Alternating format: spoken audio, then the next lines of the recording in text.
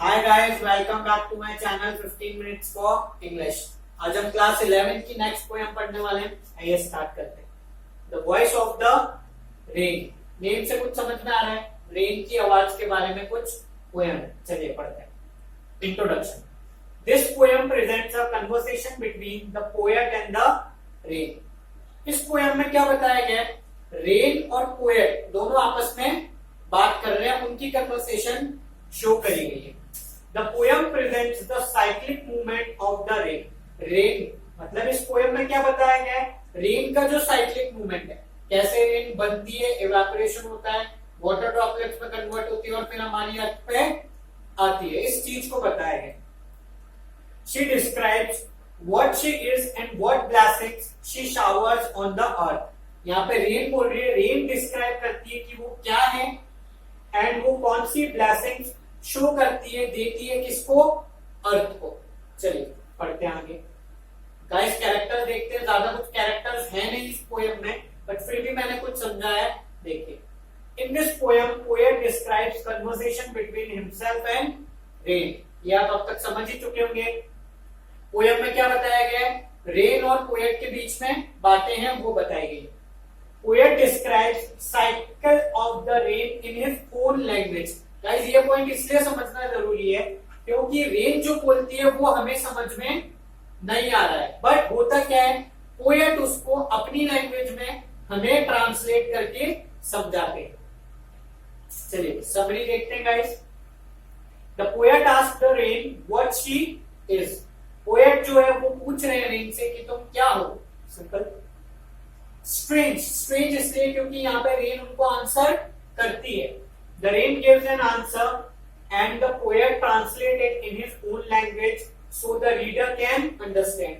Rain उनको answer करती है, पोएट क्या करते हैं? उस लैंग्वेज को, उसको ट्रांसलेट करते हैं ताकि हम लोग उस चीज को समझ सके।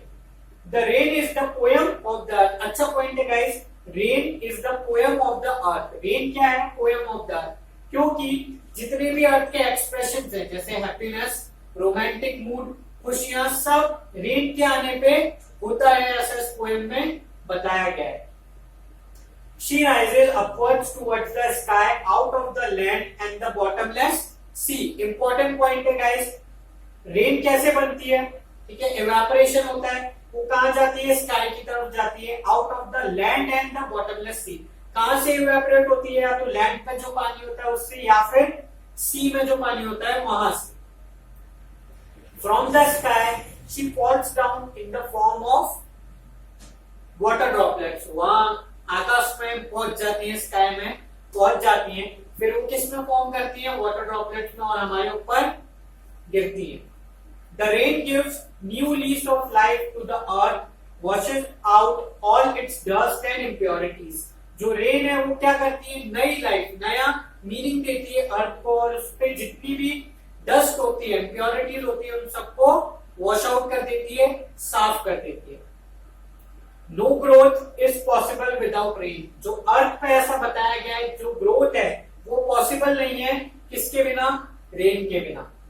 All seeds lying hidden sprout only when it rains. अच्छा पॉइंट है गाइस, ये दोनों पॉइंट एक जैसे हैं।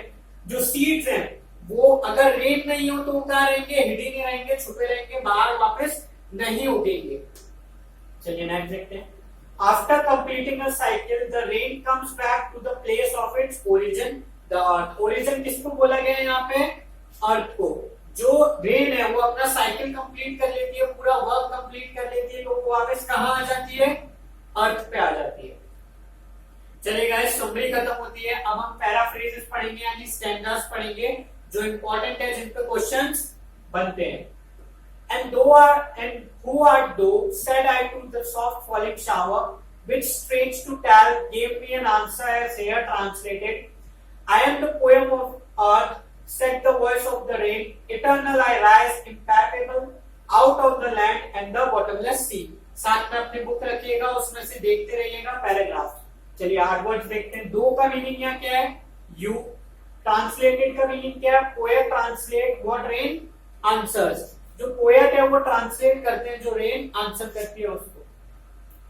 इटर्नल का मीनिंग क्या है? नेवर एंडिंग, विदाउट एंड, जिसका कोई एंड नहीं हो। इम्पैकेबल का मीनिंग क्या है? That can not be touch, जिसको हम छू नहीं सकते। चलिए मीनिंग देखते हैं guys. The poet asks the soft falling shower of the rain, who are you? जो रेन है वो पहले स्टार्टिंग में पड़ती थी, उसकी सॉफ्ट फॉलिंग शावर है, छोटी छोटी बूंदें पड़ रही है। तो पोएट है उससे पूछते हैं कि तुम कौन हो? What she answered, poet translated into his own words। आपको पता है जो वो आंसर कर रही है पोएट उसको ट्रांसलेट करते हैं अपनी लैंग्वेज में। The voice of the rain answers that she is the poem of the earth। जो रेन है वो क्या आंसर कर रही है? She is the poem of the earth। Okay, never ending, क्योंकि उसका कभी एंड नहीं होता है। It rises out of the land and bottomless sea, upwards untouched and unseen।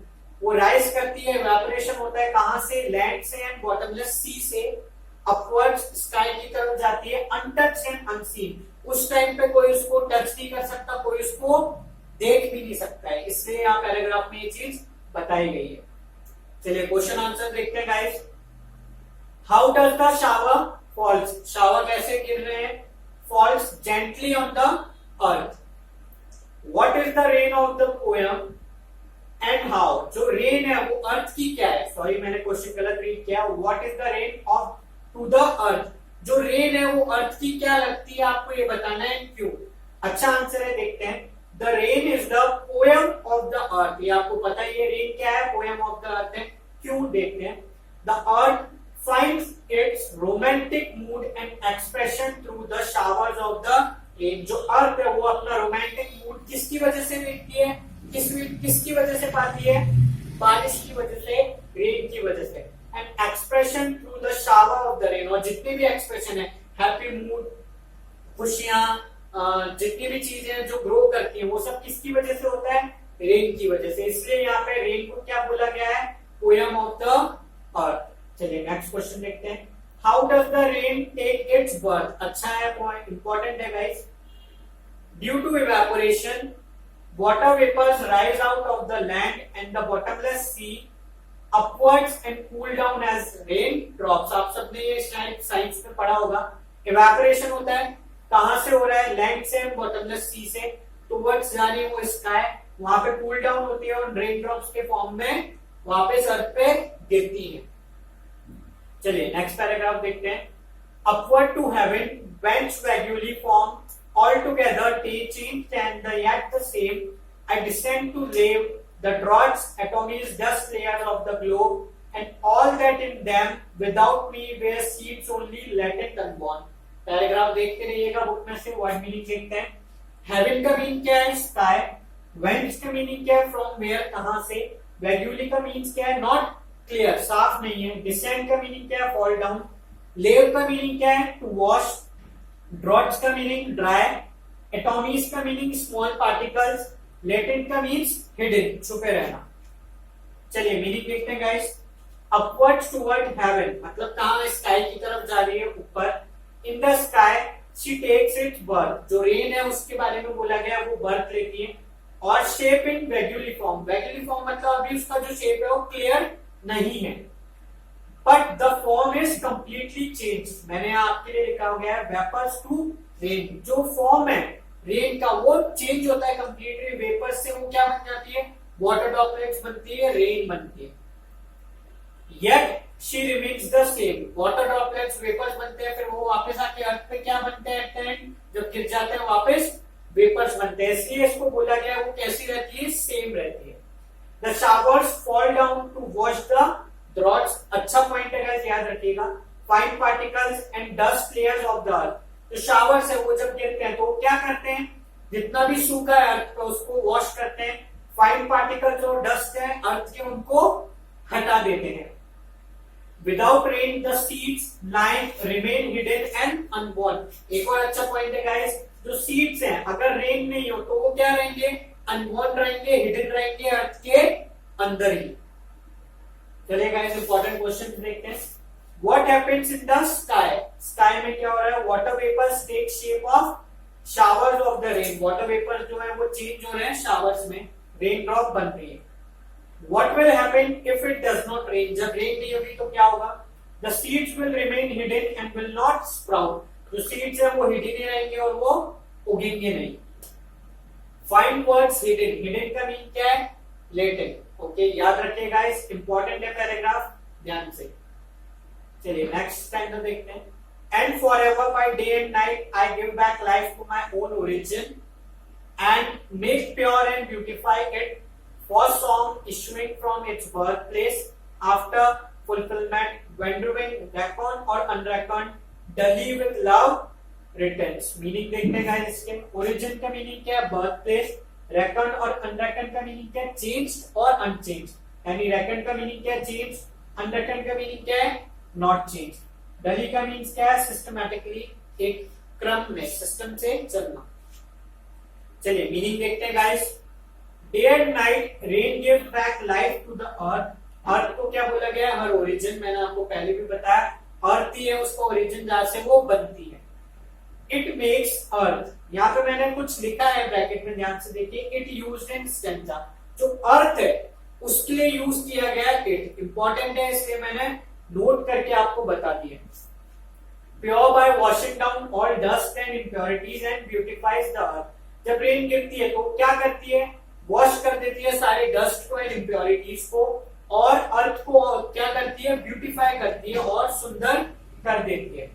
She rises upwards and after completing her cycle and works come back to the earth। अच्छा point है guys, वो upwards जाती है sky में, अपना पूरा काम, पूरा साइकिल कंप्लीट करके वापस कहाँ आ जाती है? अर्थ पे, उसके ओरिजिन पे। डली विद लव यानी completely with love, in changed and unchanged form. अच्छा पॉइंट है, ध्यान से देखिए। या तो उसका फॉर्म जो है वो चेंज हो जाता है या फिर नहीं होता है, तो दोनों में से किसी भी फॉर्म पे कहां आ जाती है? वापस अर्थ पे, उसके ओरिजिन पे। चलिए इंपॉर्टेंट पॉइंट देखते हैं guys. It refers to, refer करा गया किसको? अर्थ को, ध्यान रखिएगा। What rain does with the earth, rain क्या करती है अर्थ के साथ?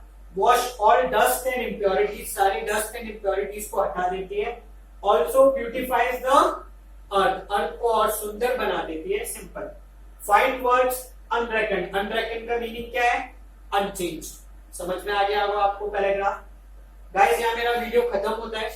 ये मेरी मेल आईडी है, ये मेरा नंबर है। अगर आपको इस वीडियो से रिलेटेड नोट्स चाहिए या प्रीवियस वीडियो से रिलेटेड नोट्स चाहिए तो आप मुझे मेल कर सकते हैं, मुझे इस नंबर पर कांटेक्ट कर सकते हैं। फॉर मोर वीडियोस मेरे चैनल को लाइक कीजिए, सब्सक्राइब कीजिए और बेल आइकन जरूर दबाइएगा। Thank you for watching 15 minutes for English.